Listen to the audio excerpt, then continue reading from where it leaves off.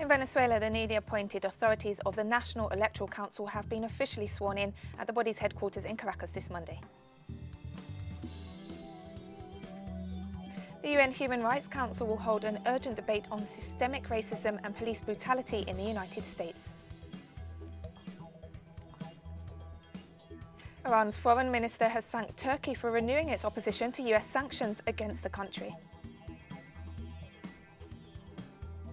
From the headquarters of Telesur English in Havana, Cuba, this is From the South, and I'm Katrina Goss.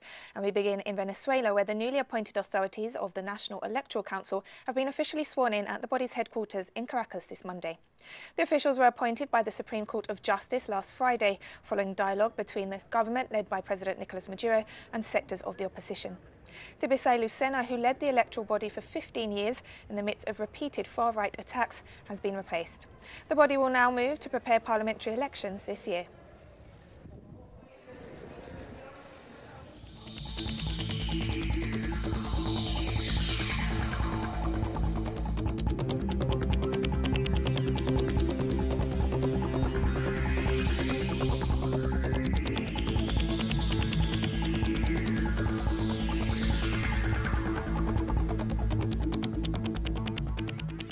In Colombia, the number of COVID-19 cases has passed 50,000, while the death toll stands at over 1,600. A nationwide lockdown was imposed in late March, which is expected to be lifted on July 1st. But as certain sectors start to reopen, health authorities are bracing for a spike in new cases. Meanwhile, Bogota's Mayor, Claudia Lopez, declared new restrictions on movement, with exceptions made for shopping and financial transactions. A 2-week strict quarantine will also be imposed in a number of Bogota's districts where infection rates are high.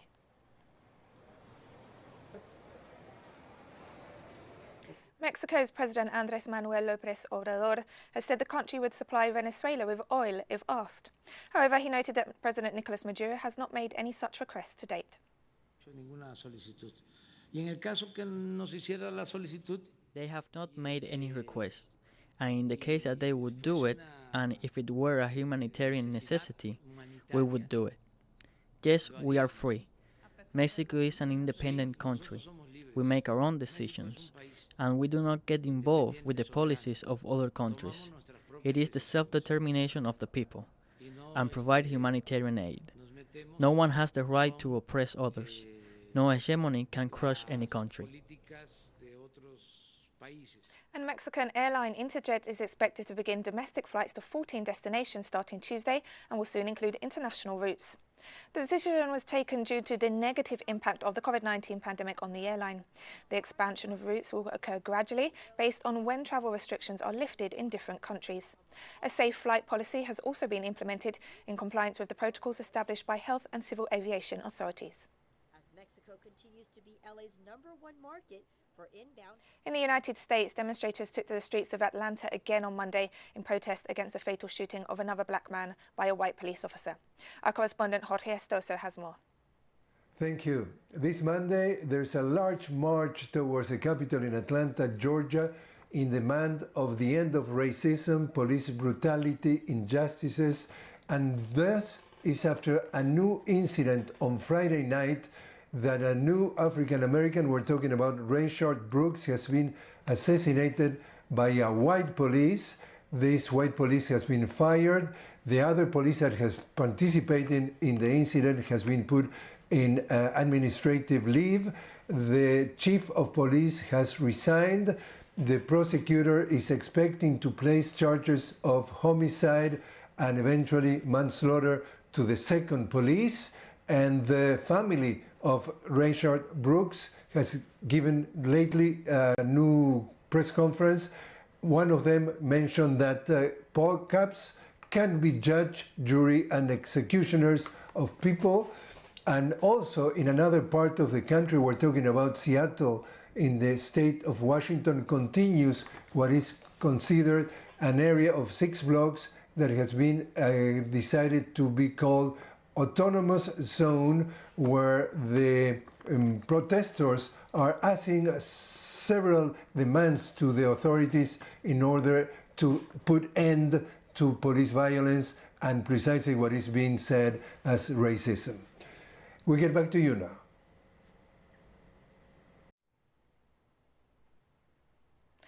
family of Rayshard Brooks, killed by Atlanta police on Friday, has called on protesters to refrain from violence and demanded changes in the criminal justice system to prevent similar deaths. The courtesy of an officer, it wasn't like he was called there because Mr. Brooks had been swerving and was a danger to society. The first call was because a man was asleep. Where is the empathy in just letting him walk home? Because tomorrow we're going to have to deal with it again. We're going to have to bury him. We're going to have to say, we miss you. And if we didn't say we love you enough, we got to apologize to him for not telling him that we loved him that much. The Guyana Elections Commission will be meeting this Monday to discuss the report submitted by Chief Election Officer Keith Lowenfield ahead of its much-anticipated final declaration of the March 2nd election results. According to the amended recount order, the Commission shall make the declaration no later than 3 days after receiving the report. The Chief Elections Officer has already confirmed that the opposition People's Progressive Party Civic secured a landslide victory with 15,416 more votes than its main political rival, the incumbent Partnership for National Unity Alliance for Change coalition.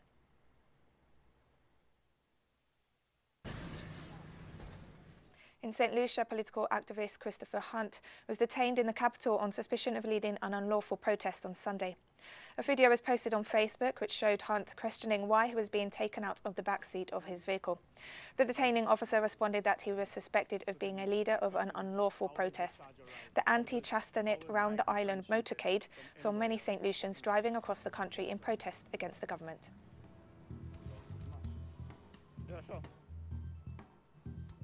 We have more stories coming up after this very short break, so don't go away.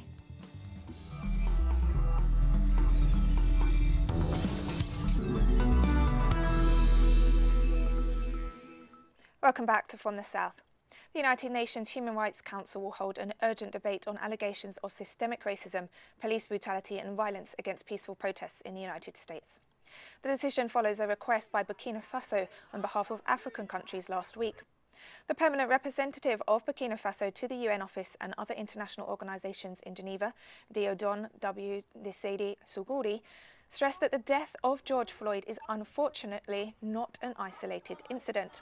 He added that many other persons of African descent had faced the same fate because of their origin and police violence. Mr. Sougouri said that it would be inconceivable if the Council did not address the issue.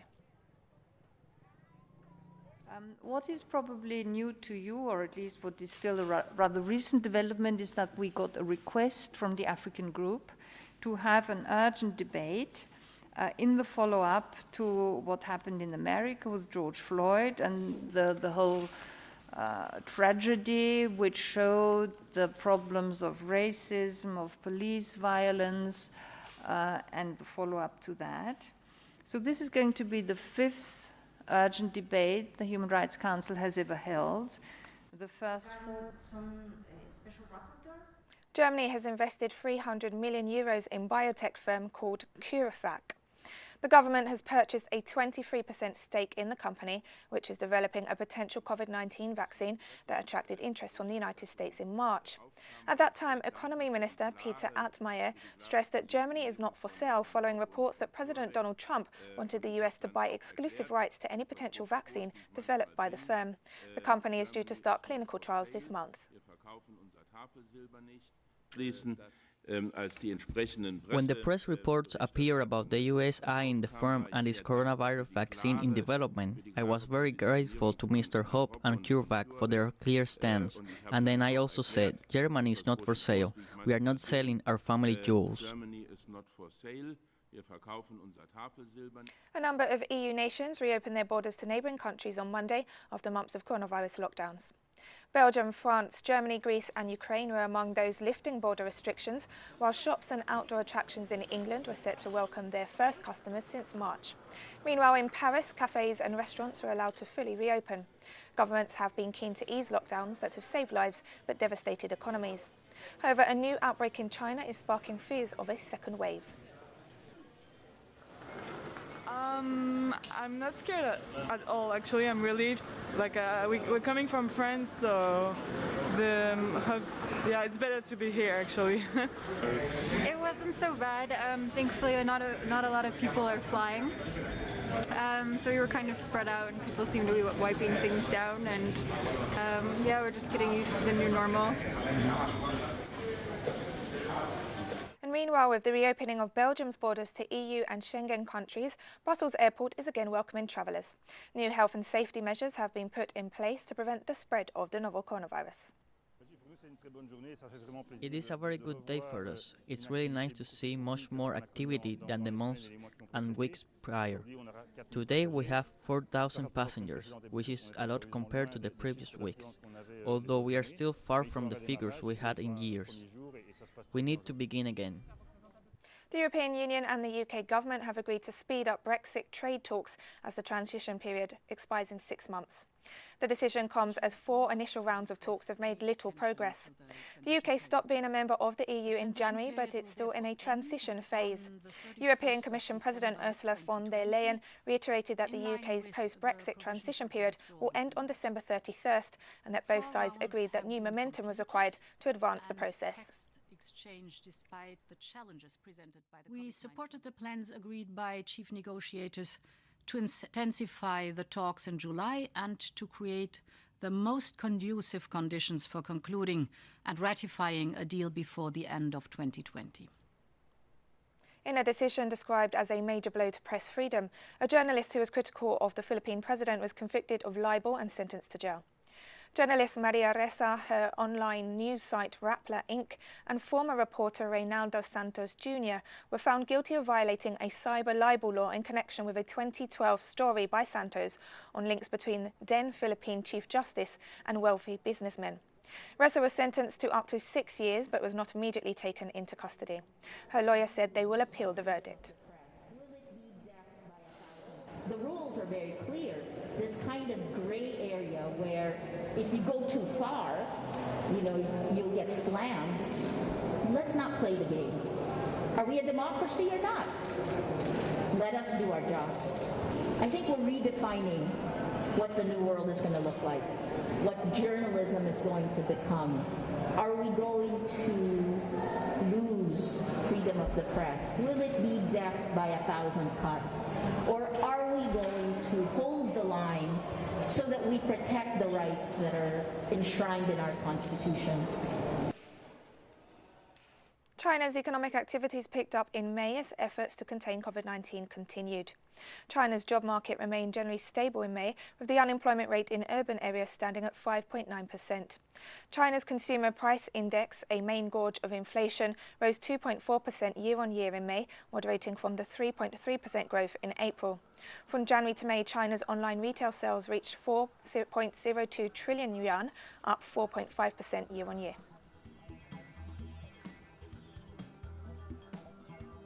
And we're taking one last very short break now, so stay with us for more.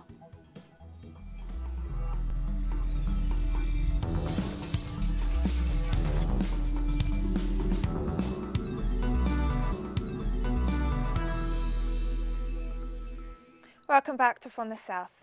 Iran's foreign minister said on Monday that US sanctions against his country were harming the Iranian people and thanked Turkey for renewing its opposition to these unilateral measures. Iran stability and peace is important for us. Therefore, we've always said, and I'll underline it again here, we oppose unilateral sanctions against Iran. In fact, the pandemic has taught us that the world needs greater cooperation and solidarity, more so than ever. I'm not just saying this for our region. Therefore, instead of unilateral actions and steps, we need to increase solidarity, work together and bring forward a culture of tolerance. And as mentioned, Turkey has reiterated its opposition to US sanctions on neighbouring Iran, saying the coronavirus pandemic has shown that the world needs greater cooperation and solidarity. Foreign Minister Mevlut Cavusoglu made the comments in Istanbul following a joint press conference with his Iranian counterpart, Mohammad Javad Zarif. Zarif stressed that the US had tightened the sanctions in order to damage the Iranian economy during the coronavirus pandemic. President Donald Trump imposed heavy sanctions on Tehran after withdrawing from the nuclear deal with world powers in May 2018. İran'ın istikrarı, huzuru bizim için de önemli. Iran's stability and peace is important for us. Therefore, we've always said, and I'll underline it again here, we oppose unilateral sanctions against Iran. In fact, the pandemic has taught us that the world needs greater cooperation and solidarity, more so than ever. I'm not just saying this for our region. Therefore, instead of unilateral actions and steps, we need to increase solidarity, work together and bring forward a culture of tolerance. Dolayısıyla tek taraflı adımlar ve yaptırımlar yerine And also in Turkey, tests began on 150,000 citizens on Monday to determine how widely the coronavirus has spread amongst the population. Nationwide testing across the country's 81 provinces began this Monday, although pilot programs were already underway in some locations. Turkey's health minister said the testing comes as the country is moving away from its target, as the daily number of new coronavirus cases rose to above 1,500 following the relaxation of restrictions. The minister tweeted that 1,562 new cases were recorded over the past 24 hours, the highest daily figure since June 3rd.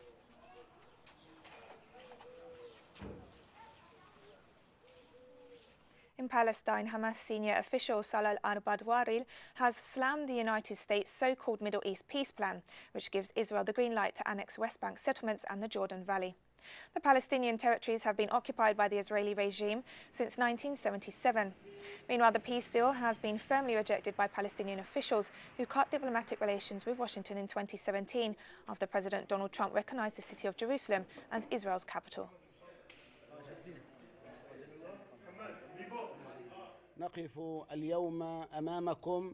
Today we stand in front of you to announce the launch and continuation of our business in the face of the Zionist annexation plan. The Zionist enemy intends to announce the beginning of the implementation of this so-called deal of the century, backed by the US and its allies, in a series of aggression against our people.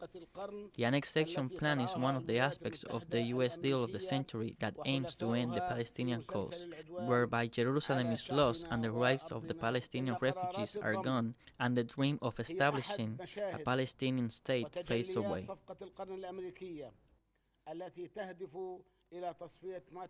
Hundreds of taxi drivers protested in Algeria's capital against new lockdown measures.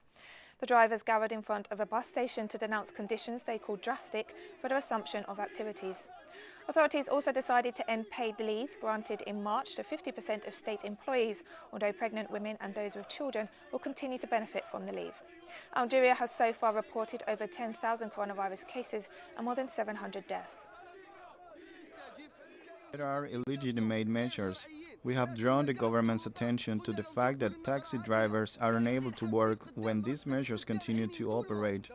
They even advertise on the private television channels that the government has seen. Sudanese officials have announced the discovery of a mass grave suspected to contain the remains of soldiers who attempted to escape military service.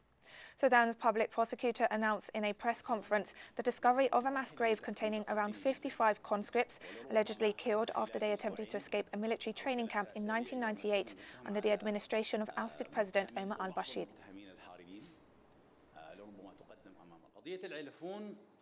The case of the El-Afou military camp has reached very advanced stages. Perhaps within 2 or 3 weeks, if the fugitives are arrested, they may be brought to justice. At least 500 mosques are preparing to reopen in Doha as Qatar eases coronavirus lockdown restrictions. The Ministry of Endowments and Islamic Affairs has asked worshippers to comply with health measures and cooperate with the management teams at mosques to prevent the spread of COVID-19. However, senior citizens and people with chronic diseases are advised to pray at home for their own safety.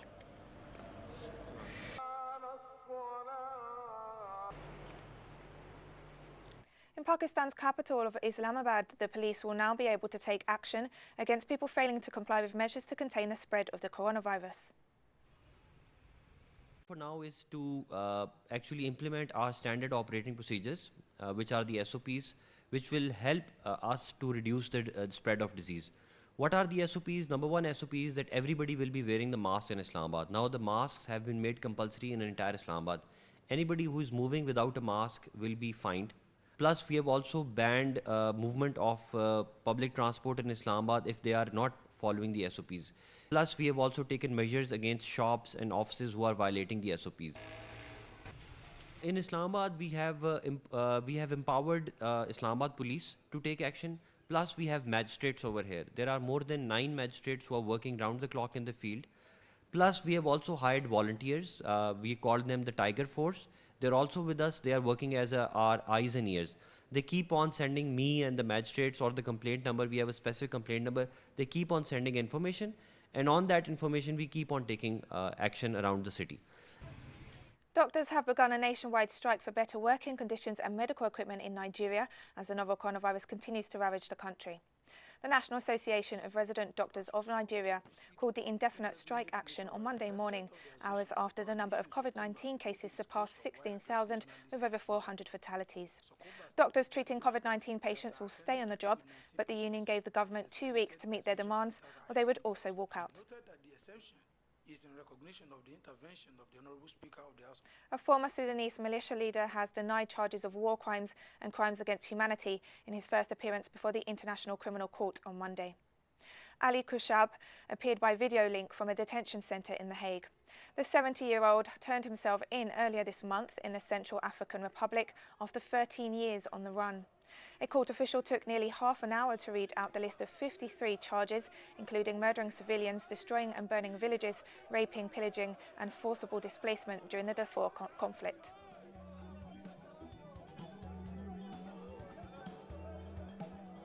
Now we've come to the end of this news brief, but you can find these and many other stories on our website at telesurenglish.net. And you can also join us on social media, Facebook, Twitter and Instagram. For Telesur English, I'm Katrina Goss, and thank you for watching.